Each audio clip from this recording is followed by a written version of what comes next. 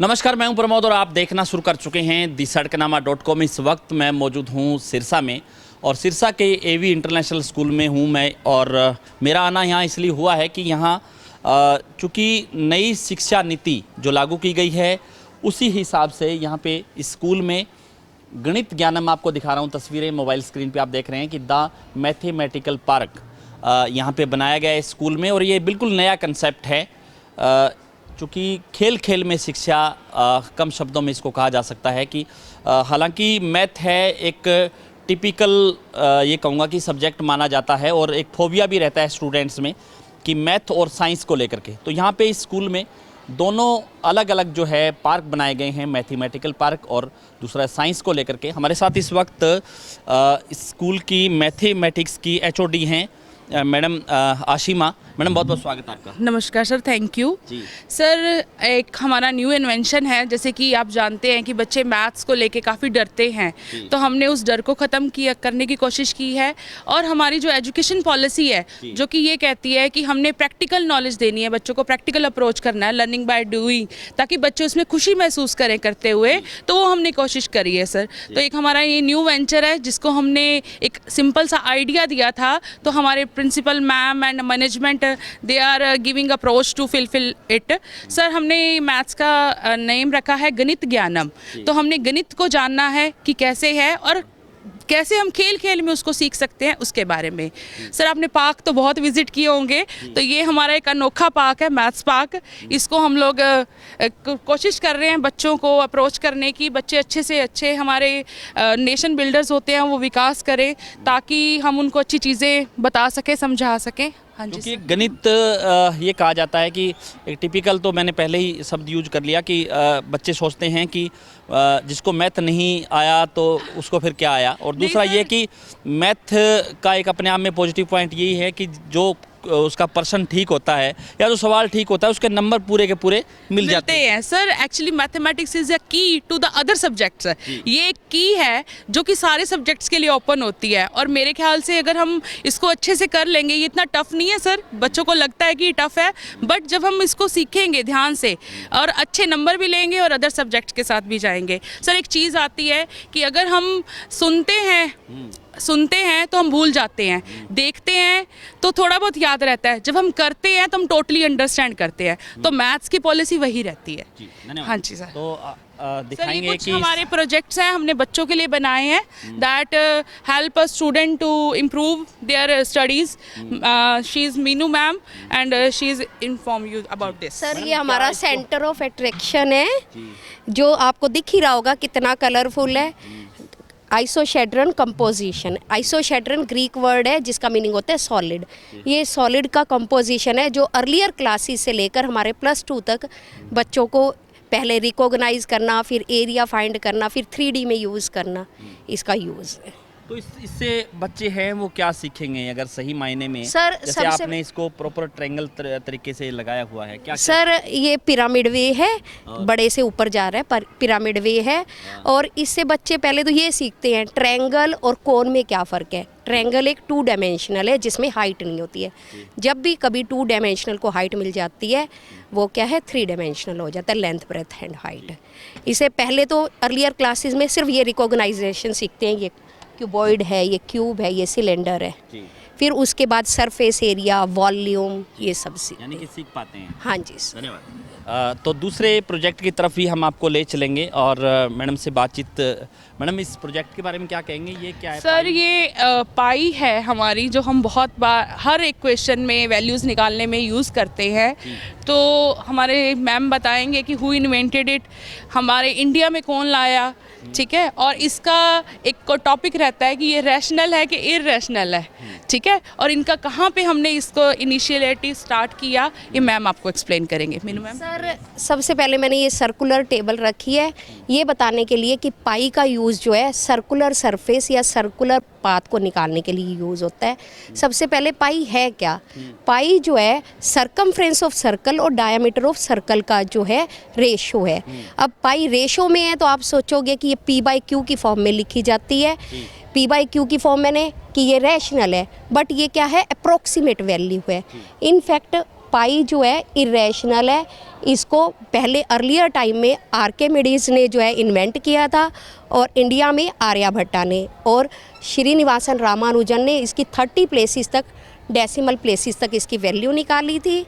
और अब जो है इसकी वैल्यू जो है मोर देन 100 और 1000 डेसिमल प्लेसेस तक निकाली जा चुकी है। ये आपको डेसिमल प्लेसेस, ये 3.14 ये सब डेसिमल प्लेसेस हैं जिनकी वैल्यू निकल आई है। उसके बाद डॉट डॉट डॉट लगाया, मीन्स कि इसकी वैल्यू और भी निकल सकती है। और ये आगे जो सर्कल हाँ जी सर जी सर ये 10th क्लास के लिए हमने प्रोजेक्ट ध्यान में रखा है।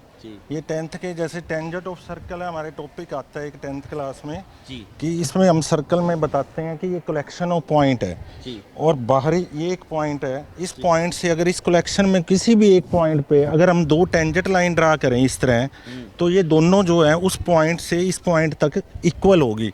हम इसको इस तरह बढ़ाकर भी देख सकते हैं, चाहे जी ये इस तरह। तो इस पॉइंट से अगर हम यहाँ और इस पॉइंट की डिस्टेंस हम मेज़र करें तो ये इक्वल आएगी। और इसके अलावा हम सर्कल के कई कंसेप्ट इसमें से ले सकते हैं। सर जैसे इसका सेंटर फिक्स है, जी। ये जो इवनली लाई पॉइंट्स होते हैं तो ये सर्कल रहेगा। सर वर्किंग मॉडल बनाना मैथ्स में थोड़ा डिफिकल्ट रहता है, but we try to make it कि डे टू डे की जो लाइफ्स हैं, लाइफ के जो सामान है उसको उठा के हमने बच्चों को इसको ईजियर बनाने की कोशिश की है। Thank you. हाँ जी सर ये 6th क्लास के लिए हमने कंसेप्ट लिया। 6-7 में वर्किंग करेगा। मेनली दिक्कत क्या है, बच्चों को प्लस माइनस की एडिंग में दिक्कत आती है ये इंटीजर में, तो हमने उनको इजी वे करने के लिए ये बनाया है।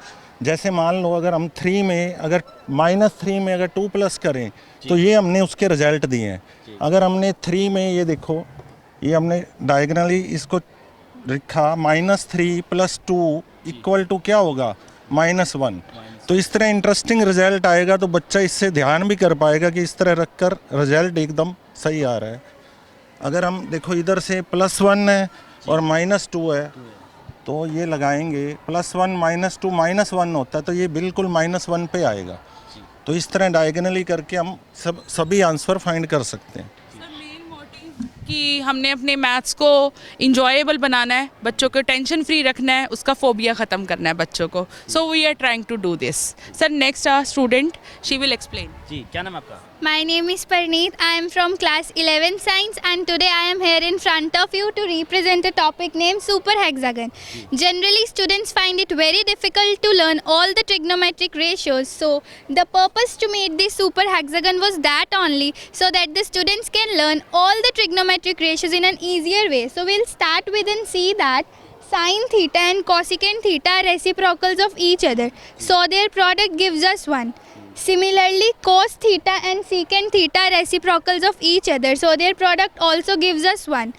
In the same way, tangent theta and cotangent theta are reciprocals of each other, so their product gives us 1. So this tells us that functions at diagonally opposite vertices are reciprocals of each other and their product gives us 1.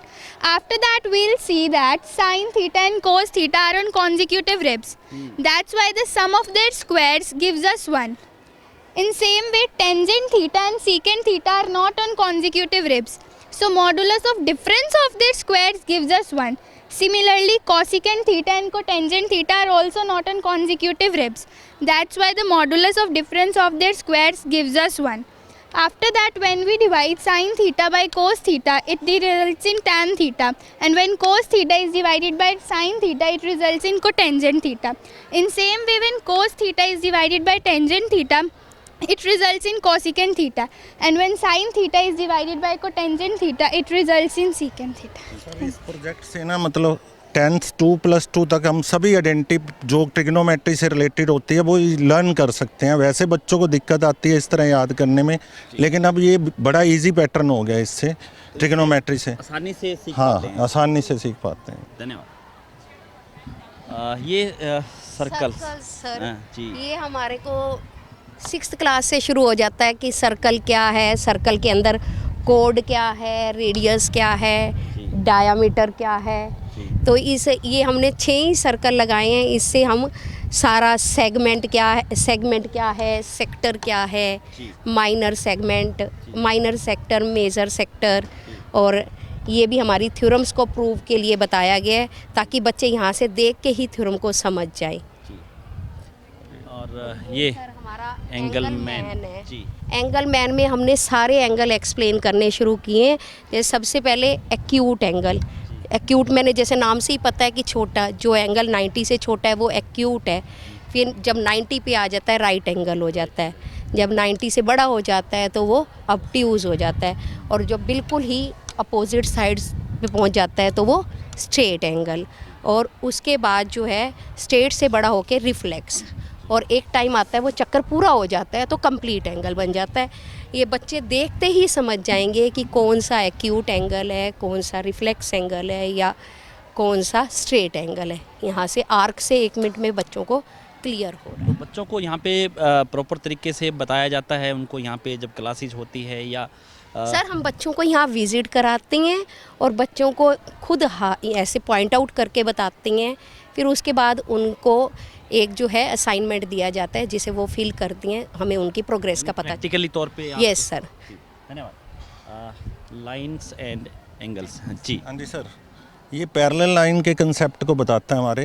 जी। जैसे इसमें हम 6, 7 to 8 onward सभी क्लासों के लिए ये सभी, तो इसमें क्या होता है कि पैरेलल लाइन के लिए हमारे पास 3 तरह के एंगल हैं। कॉरस्पॉन्डिंग एंगल होते हैं, को इंटीरियर एंगल होते हैं और अल्टरनेट एंगल। लेकिन हमने यहाँ पर को इंटीरियर और अल्टरनेट को बेस बनाया है। कोई लाइन पैरेलल कब होती है, देखो जैसे यहाँ पे ये 2 लाइन पैरेलल कब होंगी, एकदम बिल्कुल जब इनके ये वाले अल्टरनेट एंगल इक्वल हो जाएंगे, या अंदर वाले एंगल का सम क्या होगा 180। हम इस तरह अलग अलग करके डायरेक्शन लेकर इसको पैरेलल लाइन शो कर सकते हैं। और एक इसमें 9th क्लास का भी यूक्लिड डिवीज़न कंप्लीट होता है।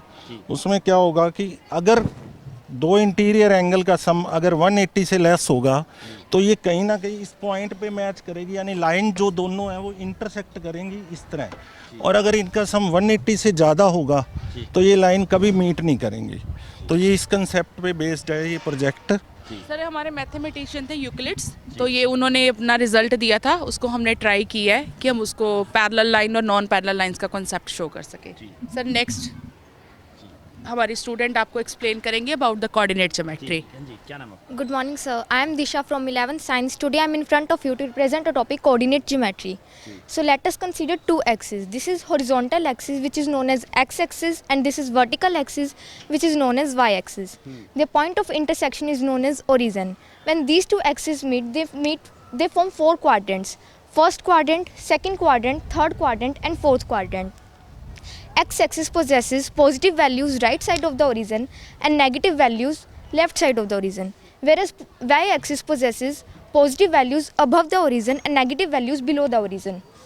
ये जो पॉइंट है ये हमें हेल्प करता है किसी की भी लोकेशन बताने में। For example if we take this point as a reference, this cover 2 units of x axis and 3 units of y axis.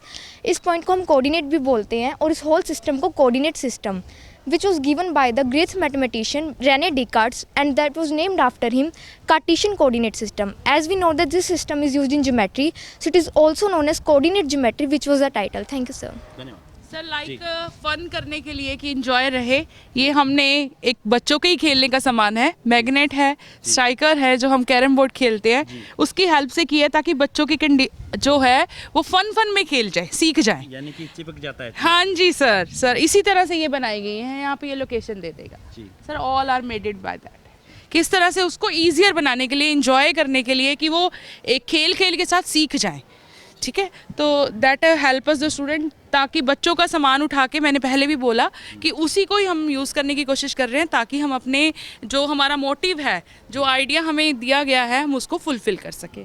Sir next student जी, हाँ जी, क्या नाम है आपका? Good morning, sir. I'm Himanshu from +1 Science. I am here to show about the concept of the angle of elevation and the angle of depression.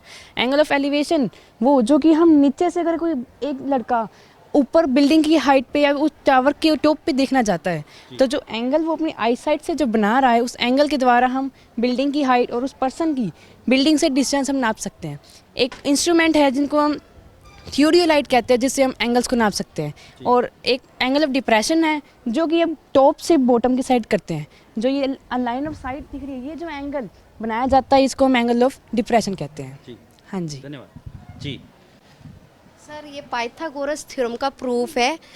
Pythagoras जो है आप 7th से ही पढ़ने लग जाते हो। Hypotenuse square is equal to base square plus perpendicular. जितने भी ब्रिजेज हैं या जितना भी हमारा जो है आर्चिटेक्ट है ना, पाइथागोरस पे डिपेंड होता है। ये हमें 17 इंटू 17 इंटू 1 सेंटीमीटर का क्यूबॉइड लिया है और ये 15 इंटू 15 इंटू 1 सेंटीमीटर का क्यूबॉइड लिया है। ये 8 इंटू 8 इंटू 1 सेंटीमीटर क्यूब का क्यूबॉइड लिया है। जब इसका वॉल्यूम जो है इन दोनों के वॉल्यूम के इक्वल है। हमारे पास होता है hypotenuse square is equal to base square plus perpendicular square. आप कहेंगे कि वॉल्यूम बोल रहे हैं क्योंकि इनका 1 जो है ना तीनों में इक्वल है, इसलिए 17 into 17 is equal to 15 square plus 8 square. और जब इसे रोटेट किया जाता है तो इसकी जो है मटेरियल यहाँ फिल हो जाएगा। तो इन दोनों के वॉल्यूम का सम जो है इसके वॉल्यूम के इक्वल होता है। इससे बच्चों को इजी हो जाता है, अदरवाइज सिर्फ वो रट्टा मारते हैं hypotenuse square is equal to base square plus perpendicular square. हमने जैसे दालें यूज़ की हैं जो कि घर का सामान है, तो we are just trying to make कि हम बच्चों को कितने अच्छे से अप्रोच कर सकते हैं और उनको मतलब जो भी उनमें रहता है मैथ को लेके फोबिया उसको कैसे दूर कर सकते हैं। सर ये नेक्स्ट है, ये जैपनीज टेक्निक से जो है मल्टीप्लिकेशन है। आप ना देखते हो बच्चे मल्टीप्लिकेशन के लिए कॉपियाँ काली करते रहते हैं और बहुत बोर लगता है और गलतियाँ भी करती हैं। इसमें क्या है, हमने 2 कलर के लाइंस दिखाई हैं जिसे 42 इंटू 32 को मल्टीप्लाई करना है। ये 42 और इसके पॉइंट ऑफ इंटरसेक्शन गिन के हमने इसको शो किया है। जैसे ये 4 पॉइंट ऑफ इंटरसेक्शन है, जो यूनिट प्लेस पे जो है 4 आएगा। फिर ये मिडल में जो है हमारे 8 + 6 14 पॉइंट ऑफ इंटरसेक्शन है, 4 लेके 1 कैरी कर देंगे। और लास्ट में 12 पॉइंट ऑफ इंटरसेक्शन है, 12 के साथ वो 1 कैरी ले लेंगे तो 13 हो जाएगा। तो 42 इंटू 32 जो है 1344 आएगा। और बच्चे सिर्फ गिनती गिन गिन के खेल खेल में ही मल्टीप्लिकेशन सीख जाते हैं। धन्यवाद। जी जी मैडम। ये हाइट वेट का कुछ कम्बिनेशन करने की सोची है ताकि छोटे बच्चे इंटरेस्टेड रहे हमारे साथ। हाँ जी सर। सर ये एक पर्सन है जैसे जिसको BMI आजकल क्या है कि बच्चों में भी ये काफ़ी हेल्थी हो रहे हैं बच्चे हो रहे हैं, तो इसमें भी मैथ को बीच में इंक्लूड किया है ताकि उन्हें हाँ वेट और हाइट का कैलकुलेशन करके और उसको डिवाइड करके कि एक बच्चे का BMI कितना है, कितना मेज़र बताया है, उसके बारे में भी कितना वेट अपना रखे एक्यूरेट, कि ताकि वो फ्यूचर में उसको किसी तरह की बीमारियां या और ना हो। तो इसमें मैथ का कंसेप्ट ऐड करके हमने ये बनाया है और हाइट वगैरह इससे मेजरमेंट कर लेगा वो। अपनी हाइट मेजर करेंगे, वेट करेंगे और खुद ही हमने एक फॉर्मूला दिया उनको, वो खुद ही उस चीज़ से फाइंड आउट करेंगे कि मैं उसमें प्रॉपरली लाई कर रहा हूँ कि नहीं। और फॉर्मूला क्या है? वो सर बताएंगे सर आपको। सर वो फार्मूला एक्चुअली हमने बच्चों को, वैसे तो क्या है कि वेट को अगर हम हाइट से डिवाइड करें तो फॉर्मूला आ जाएगा, बट उसमें क्या है कि कैलकुलेशन वेट को अगर उनकी हाइट जो है सेंटीमीटर में निकाल लेंगे तो डिवाइड करने से BMI इंडेक्स आएगा उनका। तो ये फॉर्मूला है कि इतना होना चाहिए। हाँ जी, हाँ जी। धन्यवाद। तो एज यू नो कि आजकल सेल्फी का ज़माना है, तो हमने भी सोचा कि इसको बना दिया जाए और ये हमारे सर हैं जो इसको रिप्रेजेंट कर रहे हैं। और हमने जो हमारी एक स्ट्रक्चर है उसको मैथमेटिकल शेप्स के अकॉर्डिंग ही सेटअप किया है ताकि बच्चे इंजॉय भी करें, खुश भी रहें और उनकी सेल्फी की सेल्फी भी हो जाए। हम ये भी बता सकते हैं कि इसमें रेक्टेंगल की जो लेंथ है, अगर हम यहाँ से डायगनली उनको मेज़र करके बता सकते हैं, इक्वल होते हैं डायगनल। स्क्वायर जो है ऑल साइड इक्वल हैं और उनके डायगनल इक्वल हैं, बाइसेक्ट करते हैं राइट एंगल पर, ये भी बता सकते हैं। और ये एक रिंग है जैसे, तो उसमें दोनों सर्कल के एरिया में से अगर ये एरिया माइनस कर दे तो ये रिंग का एरिया आ जाएगा। तो इस तरह काफ़ी कुछ इसमें बच्चों को इसी में भी हाँ और सेल्फी भी हो जाती है और साथ में मैथ भी हो जाता है। धन्यवाद। हाँ जी। तो आपने देखा स्कूल में हमने विजिट किया जहाँ पे मैथमेटिकल पार्क है और गणित ज्ञानम, उसकी तस्वीरें हमने आपको दिखाई कि किस तरह से नई शिक्षा नीति के तहत खेल खेल में शिक्षा और जो मैथ है उसको स्टूडेंट्स हैं वो ज़्यादा गंभीरता से ना ले, इसलिए वो पार्क में खेलते खेलते और सब कुछ है वो यहाँ पे सीख सकते हैं। नया कंसेप्ट है दूसरे स्कूलों के लिए, दूसरे स्टूडेंट्स के लिए भी, और सलाह भी है हमारी कि ताकि तमाम स्टूडेंट्स हैं मैथ को जानें और मैथ को समझे, क्योंकि ज़्यादा गंभीर नहीं है। और एक पॉजिटिव पॉइंट जो मैडम ने बताया था कि मैथ के नंबर है वो पूरे मिल जाते हैं। पूरे मिल जाते हैं sir, and it is a subject that open the door of other subjects ना। तो बेसिकली अगर हम इसको फन से इंजॉय से करते हुए निकलेंगे तो it is not a difficult, and practice makes man perfect. तो हम जितनी मैथ्स में अच्छे से प्रैक्टिस करेंगे और सीखेंगे उसको, जब सर हम एक चीज़ को जब हम विजुलाइज करते हैं तो हम जल्दी अच्छे से अंडरस्टैंड करते हैं। तो हमारा टारगेट वो है, और अच्छा होप आपको लाइक करेंगे और बच्चों से हम अच्छे रिजल्ट्स लेंगे। Thank you sir. तो ज़्यादा से ज़्यादा इस वीडियो को शेयर जरूर कर दीजिए, कमेंट सेक्शन में आप अपनी राय जरूर दीजिए कि इस वीडियो को लेकर के आप क्या सोचते हैं। बहुत बहुत शुक्रिया।